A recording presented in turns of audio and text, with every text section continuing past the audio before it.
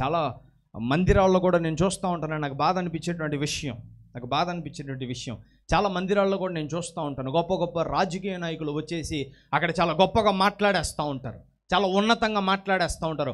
ఒక రిఫరెన్స్ నేర్చుకొని వచ్చి అక్కడ నిలబడి మాట్లాడుతూ ఉంటే అది విని జనాలందరూ చప్పట్లు కొడతారు.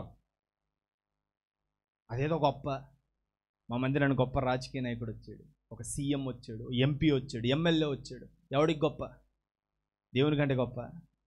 దేవుడు ఉన్నాడు ఆ మందిరంలో. దేవుడు అంటే చప్పట్లు కొట్టరు.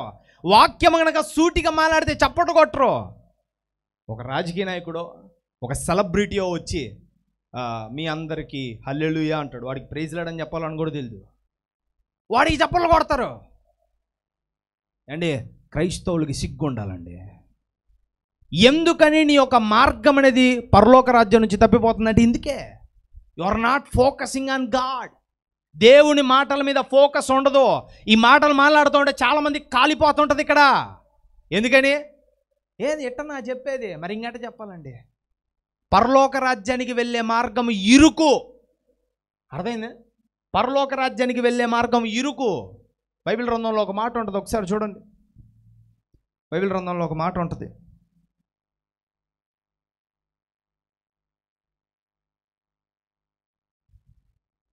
మత్తయి సువార్త 7వ అధ్యాయం 13-14 వచ్చినాడు. మత్తయి సువార్త 7వ అధ్యాయం 13-14 వచ్చినాడు.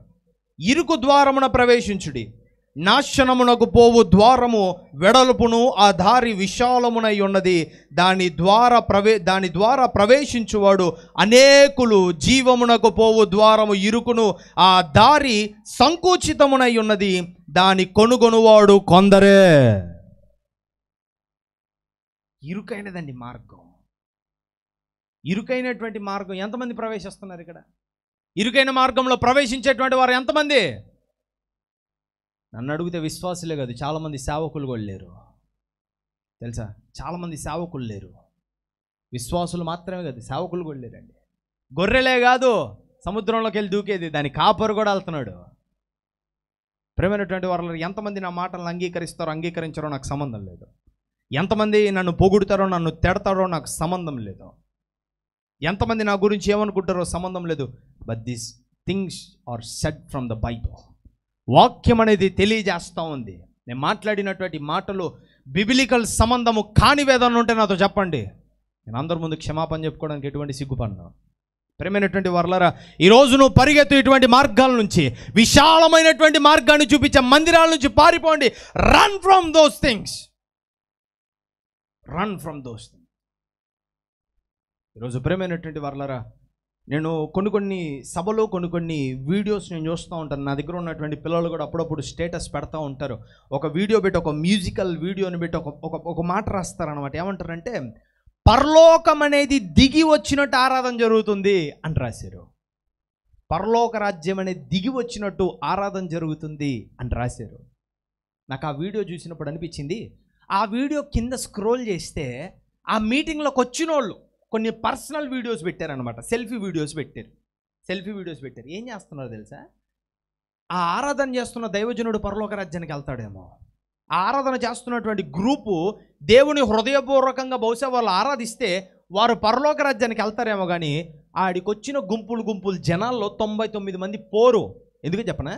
సెల్ఫీ వీడియోలు పెట్టుకొని దేవుని పాటకి సినిమా స్టెప్పులు వేస్తున్నాడు వాడు. నీకు అర్థమైందా? You are not running, you are enjoying. మీరు పరిగెత్తట్లా అండి, ఎంజాయ్ చేస్తున్నారు. ఈరోజు గుర్తుపెట్టుకోండి, run from the gospels only, focus on success and prosperity.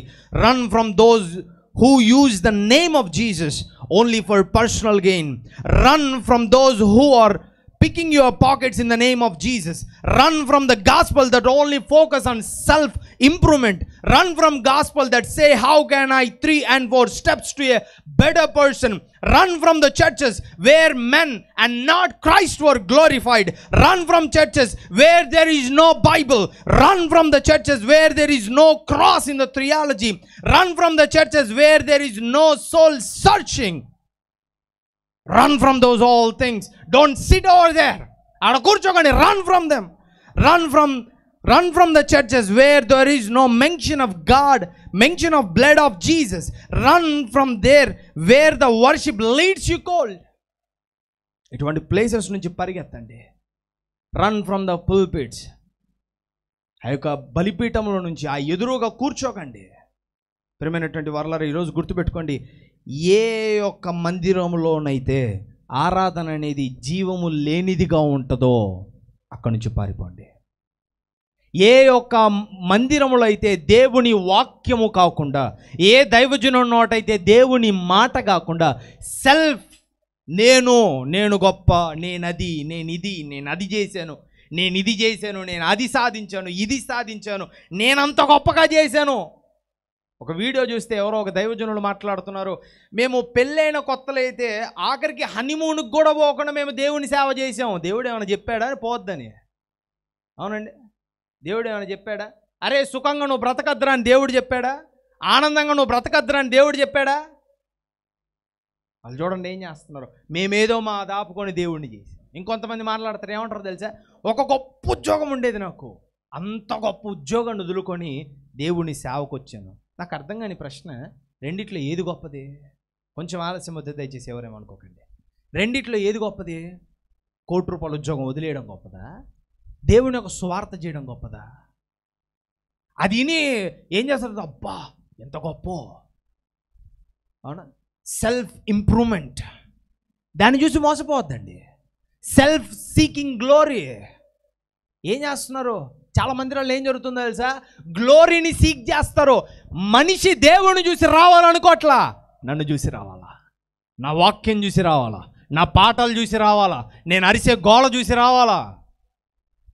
ప్రేమైనటువంటి వారలారా, విశ్వాసులు కూడా అంతే ఏడ్చారండి. దేవుని మాటలు బాగున్నాయో పోదామని రాట్లా. ఎవరో ఒకరు నాతో ఒక మాట చెప్పారు, నేనున్న ప్లేస్ నుంచి గంట ప్రయాణం మందిరానికి, కానీ సంగీతం బాగుంటుందని పోతున్నాను నేను అన్నాడు. ఏం బాగుంటుందని పోతున్నాడంట? సంగీతం బాగుంటుందని పోతాడంట. నువ్వు సంగీతం ప్లే చేసినందుకు రావు పరలోకానికి, సంగీతం విన్నందుకు రావు పరలోకానికి. ఈరోజు గుర్తుపెట్టుకో, దేవుని దగ్గరికి ఎందుకు వస్తున్నావు, దేవుని దగ్గరికి ఎందుకు వెళ్తున్నావు? అటువంటి మందిరాల నుంచి పారిపోండి. అక్కడ ఉన్నావంటే మాత్రం పరలోక రాజ్యానికి వెళ్ళావు, గుర్తుపెట్టుకోండి. Many mega churches are not focusing on God but that self improvement. వారి యొక్క స్వలాభం కోసం వారు ఎదురు చూస్తూ ఉన్నారు. చాలా బలిపీఠాలు కూడా దేవుని యొక్క మాటలు బోధించట్లా. నాకు బలిపీఠం గురించి తెలిసినటువంటి విషయం ఒకే ఒకటండి, ఈ ప్రాంతంలో నిలబడినోడు తన గురించి తను చెప్పుకోవడానికి అర్హుడు కాదు, దేవుని గురించి చెప్పుకోవడానికి మాత్రం అర్హుడు. ఎందుకంటే ఒక కష్టం నేను దాటాను అంటే అది దేవుడు నాకు చేయి అందించినందుకే. ఒక ఇబ్బందిని నేను జయించగలిగానంటే అది నాకు దేవుడు నన్ను నడిపించినందుకే, అవునా కదా? అంతే. కానీ ఇక్కడ నిలబడి నేను అది సాధించాను, ఇంత గొప్పనండి నేను ఇంత గొప్పని కాబట్టే దేవుడు నన్ను పట్టుకున్నాడు. దేవుడు అందుకే అంటాడండి, గనులను అవమానపరచడానికంట ఘనహీనులను ఆయన గొప్ప చేస్తాడంట.